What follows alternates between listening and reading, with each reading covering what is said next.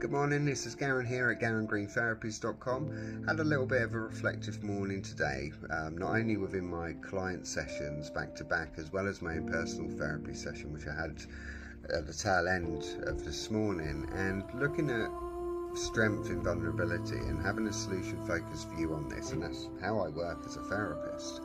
And I tend to honour clients, what they bring to sessions. So when a client shares with me something vulnerable, like fear, uncertainty or pain, it shows evidence of great courage, trust and even readiness for that person wanting to make that change. So that vulnerability becomes a starting point, and it's definitely not a weakness. So for example, what does it say about your strength that you're willing to be honest today? And vulnerability, I found, builds connection. So clients often fear judgment when opening up, and in solution focused work I tend to respond out of curiosity as well as respect to that client. So helping a client see that vulnerability can create a great genuine human connection, and that connection can bridge to hope and empowerment. So what do you notice is different when you allow yourself to be open like this, and highlighting past successes despite the pain or struggles they're going through? So how have you managed to keep going even with all this going on? When things were tough before, what did you do that helped? These questions can reframe that vulnerability as resilience. So drawing attention to how the client has already shown strength through difficult times. And what I say is that, the agency emits a vulnerability.